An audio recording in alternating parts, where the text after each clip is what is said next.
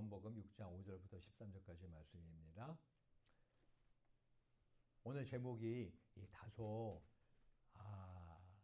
좀 학적이에요, 그죠? 예. 하지만 다르게 표현할 수가 없어서 제가 이와 같이 표현을 했습니다. 오병이어 표적에 내재하는 신앙 원리.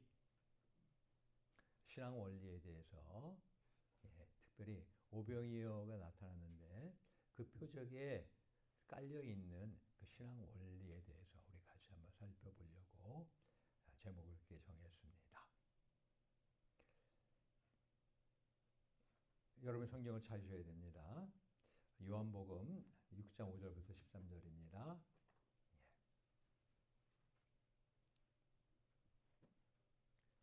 다 찾으셨으면 우리 같이 처음부터 6장 5절부터 우리 합독하면서 하나님 말씀을 받겠습니다. 시작. 예수께서 눈을 들어 큰 무리가 자기에게로 오는 것을 보시고 빌립에게 이르시되 우리가 어디서 떡을 사서 이 사람들로 먹게 하겠느냐 하시니 이렇게 말씀하심은 친히 어떻게 하실 것을 아시고 빌립을 시험코자 하심이라. 빌립이 대답하되 각 사람으로 조금씩 받게 할지라도 200데나리온의 떡이 부족하리이다. 제자 중 하나 곧 시몬 베드로의 형제 안드레가 예수께 여짜오되 여기 한 아이가 있어 보리떡 5개와 물고기 2마리를 가졌나이다. 그러나 그것이 이 많은 사람에게 얼마나 되겠삼나이까? 예수께서 가라사대 이 사람들로 앉게 하라 하신대 그곳에 잔디가 많은지라 사람들이 앉으니 수요가 5천쯤 되더라. 예수께서 떡을 가져 축사하신 후에 앉은 자들에게 나눠주시고 고기도 그렇게 저희의 원대로 주시다. 저희가 배부른 후에 예수께서 제자들에게 이르시되 남은 조각을 거두고 버리는 것이 없게 하라 하시므로 이에 거두니 보리떡 5개로 먹고 남은 조각이 12바구니에 찼더라. 할렐루야. 아멘. 우리 오늘 본문이 들어있는 요한복음이요. 그 요한복음에는요. 놀랍게도 그 예수님의 7대 표적이 기록되어 있습니다. 7이라는 숫자의 의미가 여러분 잘 아시는 것처럼 수비약이라고 해서 게마트리아라고도 하죠. 그죠? 예. 물론 진리는 아닙니다만 상당히 많은 영적 의미를 우리에게 보여주고 있지 않습니까?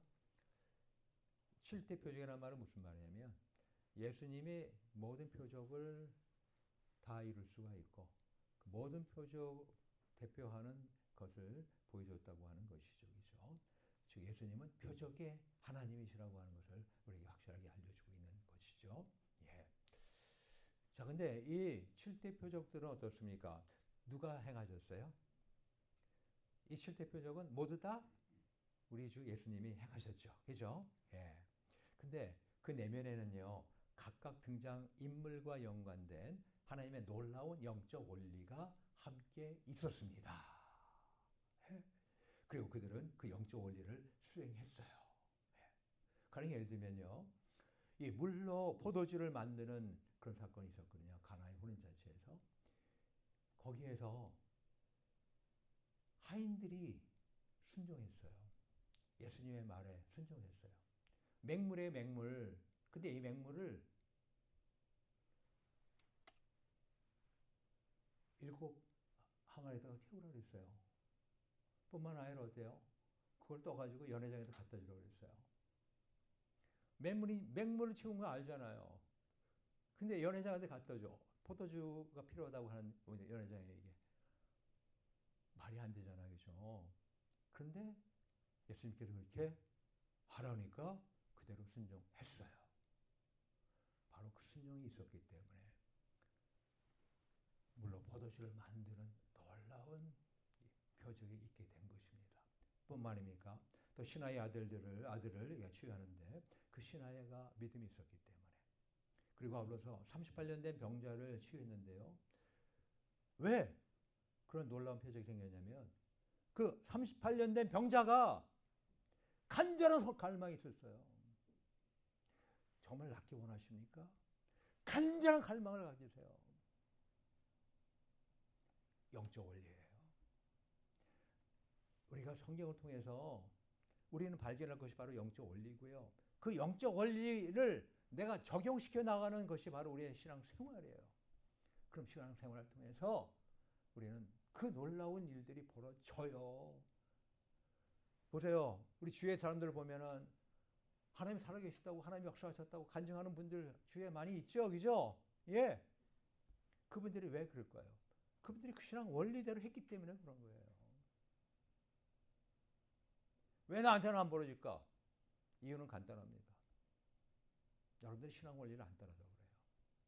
아예 그걸 안 믿어서 그래요. 그리고 더 나아가서 그걸 적용을 안 해서 그래요. 그리고 무리를 또 걸으셨는데요. 예. 그 무리들이 12제자들이 예수님을 쫓았기 때문에 뿐만 아닙니까? 또 날때부터 소경된 자를 취했는데요. 그 날때부터 소경된 자가 실로암에 가서 씻으라고 했어요. 근데 그 소경이요. 날때부터 소경인데 실로암 물까지 어떻게 갔겠습니까? 누가 옆에다 부탁해 주고 막 차로 해가지고 데려다 줬을까요? 아니었을 거 아니에요. 뻔하잖아요. 그 힘들고 어려움에도 불구하고 그가 순종을 했어요. 아울러서 죽은 나사로가 살아났습니다. 거기도 어떻게 그런 놀라운 표적이 벌어졌을까요? 바로 마르다와 마리아의 믿음이 있었습니다. 예? 오늘 우리가 살펴볼 이 오병이어의 놀라운 표적에도요. 영적인 원리가 개입되어 있어요. 과연 예수님이요. 보리떡 5개와 물고기 2마리로 성인 남자 5,000명을 비롯해서 여인들과 아이들 등 약 1만 명 이상을 먹이셨어요. 그 놀라운 표적에는 그러면 어떤 영적 원리가 적용되었을까요? 그리고 이 사건을 통해 우리는 어떠한 신앙과 생활, 태도를 가져야 되겠고, 그러므로 이 같은 놀라운 표적이 우리들의 삶에도 나타나는 축복을 갖게 될까요? 첫째로 믿음의 시험에 합격하십시오. 하나님은요, 우리에게 테스트하세요. 시험을 치를 때 90점 이상 맞고 그러면 어떻습니까? 우등상 주죠. 100점 맞으면 와, 잘했다 칭찬해 주시고 말이죠. 그죠? 예? 믿음의 시험에 합격할 때 하나님의 놀라운 표적이 발생한다는 겁니다. 예수님이 큰 무리가 자기에 오는 걸 봤어요. 그리고 제자 빌립에게 물어봤어요. 그게 본문 5절 말씀이에요. 예수께서 눈을 들어 큰 무리가 자기에게로 오는 것을 보시고 빌립에게 이르시되 우리가 어디서 떡을 사서 이 사람들로 먹게 하겠느냐 하시니, 어디서 떡을 사서 이 사람들을 먹게 하겠느냐고 물어본 거예요. 예? 시험하시려고. 그리고 성경에도 정확하게 이것은 빌립을 시험하고자, 테스트하고자 하심이라고 말씀하셨어요. 예수님은 이미 이 큰 무리들의 군중에 대한 대책을 이미 다 세워놓았어요. 하지만 빌립의 믿음을 테스트하시려고. 그게 봄 6절 말씀 아니에요. 근데 이 빌립은요, 이 안드레와 베드로와 한 동네 사람이잖아요. 예, 벳세다 사람이죠. 그래서 언제나 예수님과 함께 하면서요, 협력했어요. 그렇지만 이 빌립은요, 제자 빌립은요, 현실적이고 타산적이었습니다. 예수님이 하나님인 줄을 몰랐어요. 때문에 영이신 하나님을 감각적으로 보기도 원했었어요. 빌립이 가로되 주여 아버지를 우리에게 보여주옵소서. 그래야면 족하겠나이다. 요한복음 14장 8절. 오늘 본문에 한참 뒤에 가서도 그렇게 이야기할 정도의 현실적이고 타산적이었던 제자였습니다. 근데 오늘 이 본문의 시험은요, 이 빌립이 이 군중의 가련한 형편을 보고 동정하는 마음의 여부를 알려고 하는 시험이 아니에요.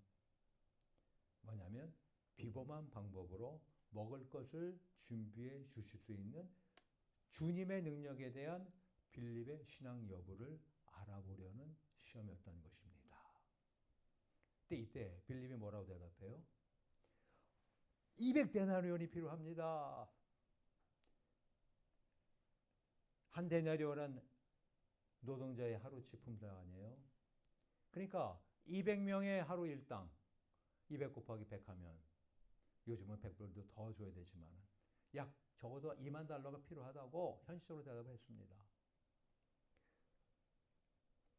빌립이 대답하되 7절 말씀이죠. 각 사람으로 조금씩 받게 할지라도 200데나리온의 떡이 부족하리이다. 자, 이러한 빌립의 태도는요.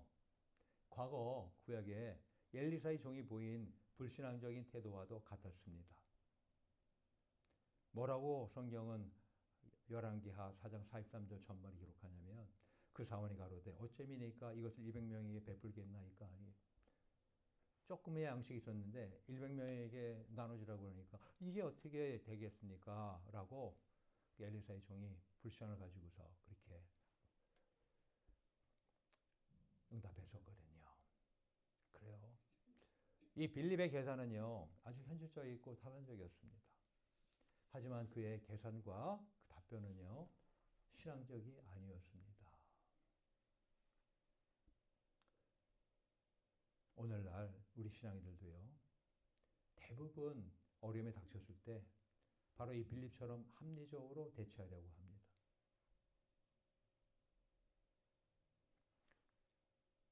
가령 내가 한 달 생활할 때 5천 불은 있어야 되는데 이 5천 불을 어떻게 구하지? 5천 불이 없어. 나가서 일해야지. 내지는 등등등 여러 가지 누구한테 빌려야지. 등등등 여러 가지 방법을 동원하려고 하잖아요. 합리적이잖아요. 맞아요. 근데 알 것은요. 이런 방법은요. 하나님을 믿는 믿음과 무관한 오히려 믿음이 없는 불신앙의 태도란 점입니다. 하나님은요. 우리의 합리적인 계산과 생각을 뛰어넘는 그런 분이세요. 우리의 상상을 초월하시는 초월자 전지전능하신 분이십니다. 근데 알 것은요. 신앙은 보이지 않는 것을 보는 것 같이 또 없는 것을 있는 것 같이 믿는 것 아닙니까? 그래서 우리 히브리서 11장 1절에 기록하잖아요. 믿음은 바라는 것의 실상이요 보지 못하는 것들의 증거니. 우리가 하나지 알 것은요. 여러분이 합리적으로 여러분의 많은 문제들을 풀어가려고 그러면요. 절대 하나님이 개입을 하지 못합니다. 여러분이 신앙 또한 믿음 또한 작동하지 않아요. 내가 아파? 약 먹어. 하나님 절대 역사하지 않아요.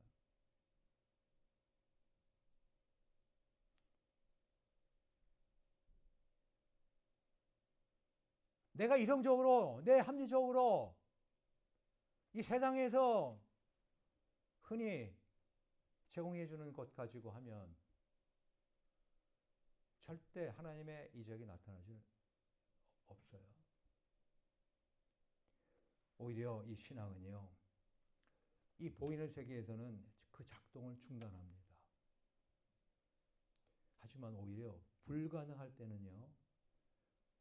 이 믿음은 우리를 돌진케 해요. 우리 신앙인들은요.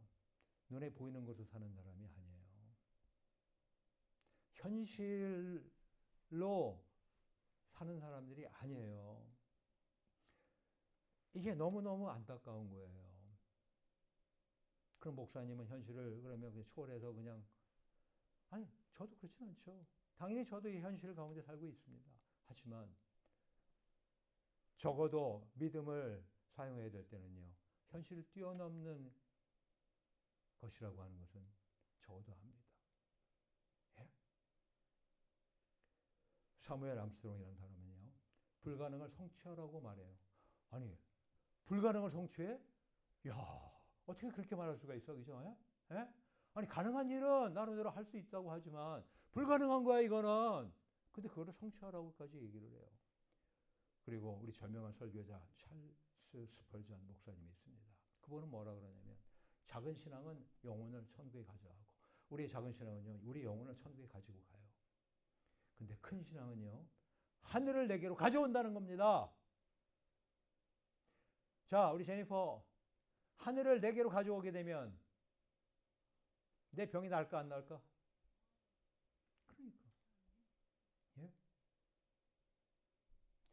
요 앞에 계신 집사님들, 나름대로 여러 이런 형편 처져 있는 거 압니다. 자꾸 피하고 도망가지 마세요.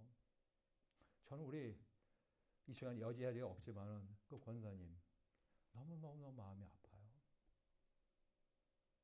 제가 전화해도 전화 안 받아. 자꾸만 피해.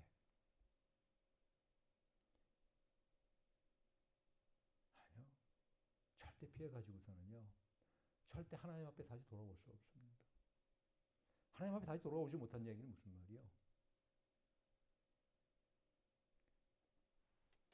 영원한 날에서도 죽음이고 이 땅에서도 죽음인 거예요.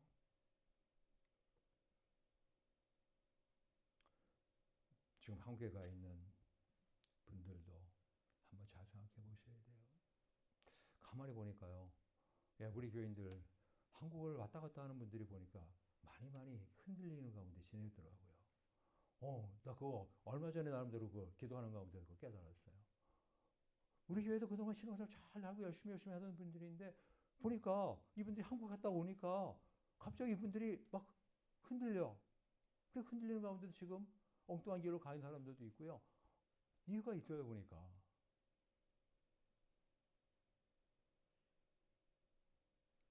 현실을 보고서 현실에 너무 매달리게 되니까 그런 일들이 벌어지더라고요. 예. 우리 할 것은요, 신앙은요, 평범하거나 배부르고 평안한 데서 작동하는 것이 아닙니다. 우리 신앙인들은요, 어렵거나 큰 일을 당할 때 타산적이고 현실적인 불신앙을 가져서는 아니 되는 거예요. 오히려 우리는 더 큰 신앙을 갖고 앞으로 전진해 나가야 한다는 것입니다. 우리 각 개인이나 교회나요, 이런 빌립과 같이요, 현실적이고 사무적이고 타산적으로 대하면 아무 일도 할 수가 없습니다. 교회도 그렇고요, 여러분 각자도 그래요. 여러분의 가정도 마찬가지예요. 혹시 실수는 없을지 몰라요. 그러나 믿음의 도전이 없기 때문에 비약이라든가 전쟁이라든가 발전이 있을 수가 없습니다. 하나님의 큰 권능과 표적도 나타날 수가 없어요. 반면에요, 안드레는요, 비수학적이에요. 그리고 비현실적이에요. 예? 쉽게 말하면 계산할 줄은 몰라. 계산할 줄 모르는 여러분들 되기를 축원합니다. 하나님 앞에서는 말이죠. 예? 혹시 다른 데서는 계산을 하려면 하세요. 근데 하나님 앞에서는 계산하지 마세요. 왜냐하면 하나님이 계산을 해서 계산이 될 수 있는 분이 아니니까. 예? 안드레는요, 예수님의 능력을 믿었어요. 그래서 그는 예수님에게 소리 높여 말했습니다. 그게 본문 8절에 있는 말씀이에요. 자, 본문 8절 혹시 성경 옆에 펴놨으면 한번 같이 보시기 바랍니다. 본문 8절입니다. 시작. 제자 중 하나 곧 시몬 베드로의 형제 안드레가 예수께 여짜오되 그러죠. 여기서 여짜오되라고 하는 것을 우리 그냥 예스크라고 생각하기 쉽지만 그게 아니라요. 영어 성경과 원어를 보게 되면 뭐냐면 spoke up이에요. spoke up. 뭐라고요? 그러니까 형제 안드레가 예수님께 소리를 예수님, 예수님, 예수님 이렇게 했다고 하는 뜻입니다. 예? 근데 왜 그랬어요? 예? 안드레는 믿음으로 주님께서 역사하시길 바라면서 어린아이와 함께 작은 양의 떡과 물고기를 예수님 앞으로 가져왔어요. 근데 아마 이때 이 안드레가 뭐 뜨끔뜨끔했을 거예요. 왜냐면 저 미친 거 아니야? 하다못해 같은 제자들 사이에서도요. 저 안드레 저 왜 이래? 이랬을 거예요. 혹시 얘가 정신 나간 거 아니야? 굶주려 가지고서 말이지.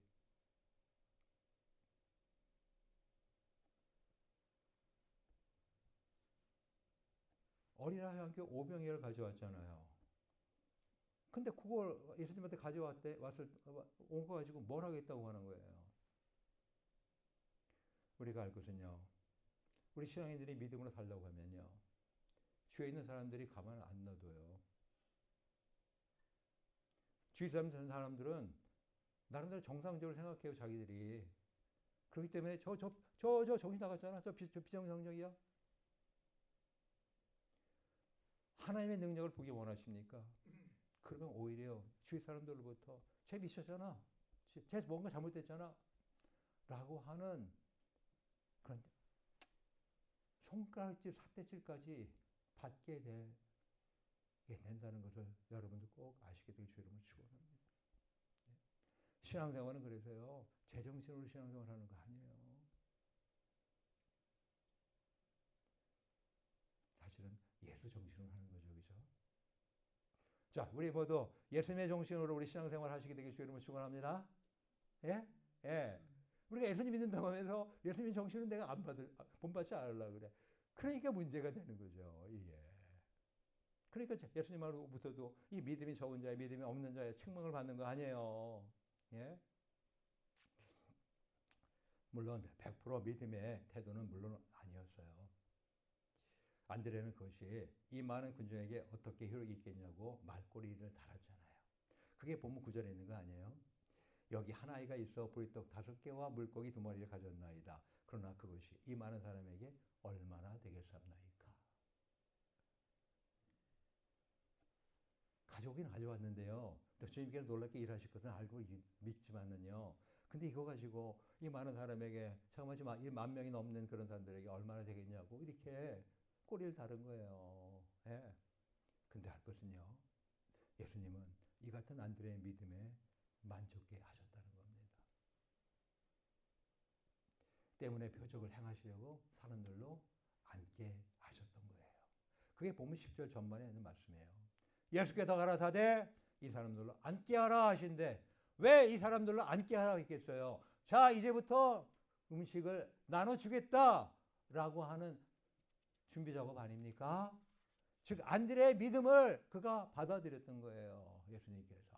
우리 모두 어려운 일을 당할 때 현실적으로 대처하려는 불신앙을 갖게 되지 않게 되기 주님을 축원합니다. 그러니까 전전긍긍하고 어쩔 줄 몰라 하고서 그냥 밤에 잠도 못 자고 신경 쇠약하고 미리 걱정 앞당기고 그렇지 않아도 우리 인생 살면서 많이 염려 걱정하게 있잖아요. 미리부터 모든 걸 막 끌어당기려고 그런 일 안 생겨요. 안 생기는데 불구하고 그럴 수가 있을 거야. 그렇게 될지 몰라. 이렇게 하지 않은 우리들에게 주님을 축원합니다. 오히려 어떻습니까? 하나님을 믿는 신앙으로 돌파해 나가려 하시기를 축원합니다. 아멘. 아멘. 자, 그 두 번째 영적 원리가 있어요. 그건 뭐냐면요. 이번엔 적더라도 먼저 헌신하십시오. 작더라도요. 먼저 헌신하는 겁니다. 먼저 드리라는 겁니다. 그게 이제 본문 8절과 9절에 나와 있는 건데. 보세요. 제자 안드레가 한 아이가 가진 보리떡 5개와 물고기 2마리를 예수님 앞에 가져왔어요. 근데 여기서 언급한 떡은요. 그냥 떡 5이 아니에요. 아주 가난한 사람이 먹는 아주 작은 스몰 그것도 보리로 만든 보리떡이었어요. 또 큰 물고기는요. 큰 물고기 익투스가 아니라 작아서 그냥 버리는 작은 스몰 물고기 옵사리온이라고 하는 헬라어인데요. 바로 그거였어요. 간단히 말하면 한 어린이가 먹을 양이 불과한 것입니다. 근데 이러한 작은 양식이 예수님께 먼저 들어졌을 때 어떤 놀라운 일이 벌어졌다고요? 자그마치 장전 5,000명 그리고 여자와 아이들까지 포함해서 최소한 10,000명 이상이 먹고 남았던 놀라운 일이 벌어진 겁니다. 우리 구약에도 보면은 이 신약의 오병이어 표적을 미리 보여준 예표가 하나가 있어요. 이 북왕국 이스라엘에 가뭄이 극심했어요. 그때 어느 한 사람이 첫 수확으로 얻은 보리로 만든 떡 20개와 약간의 채소를 선지자 엘리사에 가져왔어요. 근데 왜 선지자 엘리사에 가져왔냐면 첫 수확이 첫 것은 다 누구 거예요? 하나님의 거예요. 이 세상 맛것 모든 첫 것은 다 뭐예요? 하나님의 거예요. 그래서 첫 수확으로 얻은 보리로만 떡을 20개 만들어 가지고 선지자 엘리에게 가져왔던 거예요. 하나님께 드리려고 쉽게 말하면. 근데 이 보리떡 이 20개와 채소를 가지고요. 엘리사가 자그마치 100명의 장정을 배불리 먹게 했어요. 그리고 남기게 했어요. 아니 떡 20개 가지고 어떻게 100명의 장정이 배불리 먹어요? 하나 가지고 부족하고 2개, 3개만 먹어야 될 땐 장정인데. 자그마치 몇 명? 100명의 장정을 먹이고 배불리 먹게 하고 남겼다고 하는 사건도 기록되어 있습니다. 오늘날도요. 우리 예수님께 헌신한 사람들은요. 자격이 있고 없음의 문제가 없습니다. 그냥 하나님께 드리는 양의 다소도 중요하지 않아요. 오히려 어떻게 보면 불가능한 작은 양이 드려졌을 때 무한한 가능을 생성하곤 합니다. 예수님의 12 제자들은요. 학자가 아닙니다. 또 부자도 아니에요. 권력가도 아니었어요. 근데 그들이 예수님께 생명을 내놓았을 때 그들에게 큰 권능이 나타났었잖아요. 우리가 잘 아는 철로 역정이라고 하는 그 책을 성경 다음으로 읽혀진 책입니다. 그 저자 존 번연 목사님은 어땠습니까? 그건 학자도 부자도 아니었어요. 그냥 땜쟁이였어요. 땜쟁이. 근데 그가 하나님께 자신을 바쳤을 때 그가 권능의 종이 되었습니다. 이처럼 이 작고 보잘것 없이 보이는 거라도요. 하나님께 드릴 때 놀라운 역사가 일어납니다. 우리 모두 하나님께 작고 보잘것 없어 보이는 것이라도 자신의 시간, 아유 내 시간 뭐 끼꺼서 10분 뭐 20분 30분 주를 위해 하나님을 위해서 시간 내세요. 시간 드리세요. 그리고 물질 마찬가지입니다. 그리고 재능 하나님께 드리기를 축원합니다. 자, 우리 저희 제니퍼 예배 중이야. 제니퍼 난 요새 너무너무 감사한 게요. 제니퍼 하나님한테 정말 본인한테 큰 돈이야, 그지? 근데 그거를 헌금해, 그지? 할렐루야. 내가 이렇게 특별히 얘기를 한 번도 해본 적이 없는데 아무튼 하나님이 그걸 다 보신다는 거를 알려주기 위해서 내가 언급을 해요. 응? 예. 그래? 응? 작은 거 이거 가지고 무슨 아니야? 그거 가지고 하나님은 놀라운 역사를 하십니다. 또 마지막으로 그러면 우리 놀라운 표정이 나타나도록 하나님께 뭘 해야 될까요? 세 번째 영적 원리가 있습니다. 그게 바로 뭐냐면 감사합니다. 감사를 드리십시오. 그게 본문 11절의 말씀이에요. 예수께서 떡을 가져 축사하신 후에 앉은 자들에게 나눠주시고 고기도 그렇게 저희 원대로 주시다. 예수님께서 그 떡을 가지시고 축사를 했어요. 축사가 뭐냐면 give thanks. 감사를 드렸다는 뜻입니다. 예.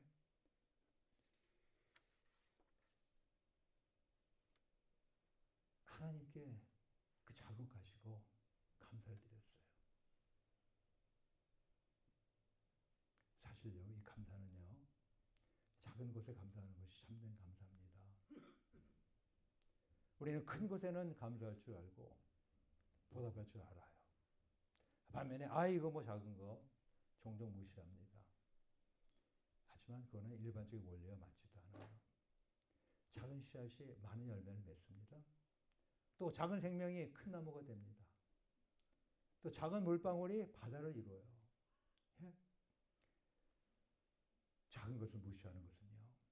결과적으로 하나님의 창조의 원리와 자연의 원리, 결과적으로는 하나님을 무시하는 처사입니다. 작은 것에 감사할 줄 모르면요. 큰 것에도 감사 못해요. 오늘 본문에도 주님이 작은 것에 감사함으로 큰 이적이 나타나는 거 아닙니까? 그죠? 예? 예. 아울러서 이 작은 감사는요. 더 큰 감사를 낳습니다. 자그마한 일을 감사해 보세요. 더 큰 감사는 감사를 낳습니다. 놀랍게 돼요. 예? 우리 모두 이 작은 일에도 감사를 드림으로 더 큰 감사를 드리는 놀라운 표정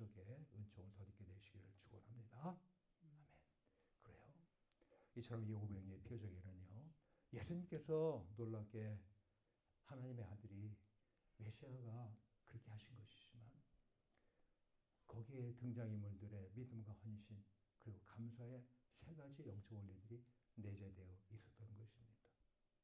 그래서 결국 이 원리들을 통해서 놀라운 표적이 일어났던 거 아니겠어요? 예? 예. 저희 원대로 떡도 주고 고기도 주고 배부르게 하고 더 나아가 이 나무 조각 버리지 말라고 하는 가운데 거두라고 했더니 먹고 남은 조각이 작아지 12바구니에 찼어요. 할렐루야. 예? 그렇습니다. 정말 놀랍지요. 저와 여러분의 삶에도 이같이 정말로 엄청난 은총의 사건이 일어나면 좋겠지요. 그렇죠? 예. 원하시지요? 예. 그렇다면 우리 모두 가장 먼저 이 세상의 상식이 아닌 합리적인 것이 아닌 하나님을 신뢰하는 믿음의 시험 테스트에 합격하시기를 소원합니다. 혹시 이 시간에 내가 빌립과 같이 잔머리를 굴리는 가운데 살았던 분 계십니까? 이제는 버리세요. 이제는 안드레처럼 계산을 못하는 그런 사람 되기를 주의 이름으로 축원합니다. 그리고 하나님에게 자신할 수 있는 작은 헌신을 드리시기를 당부합니다. 요 앞에 보세요. 요 앞에 보면 지금 추수감사절 바구니를 제가 놨습니다.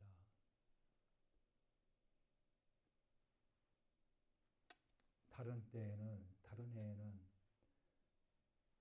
풍성풍성하게 지급짐이 있었고 또 추수감사절 예배 때는 차고도 넘쳐가지고 그런 가운데 나눠 먹고도 또 나눠가고 그랬었어요. 예. 근데 올해는 안타깝게도 그렇지 못한 가운데 있는데 지금 있는 거 보세요. 얼마나 작은 겁니까, 그죠? 작은 거라도 드리세요. 예? 자신이 할 수 있는 작은 헌신을 드리시길 당부합니다. 그리고 마지막으로 하나님께 작은 일에도 감사를 드리시기를 축원합니다. 예. 우리 다음 주일이 추수감사 주일입니다. 우리 모두 이번 한 주 동안 올 한 해에 베푼 하나님의 은혜가 얼마나 큰지 헤아려 보시기를 바랍니다. 우리 모두 믿음으로 하나님을 섬기면서 작은 것이라도 하나님께 드리면서 감사의 마음을 표현하시기를 축원합니다. 그리하여서 보다 큰 하나님의 은총과 축복을 덧입게 되시기를 축원합니다. 이 시간에 같이 기도합시다. 우리는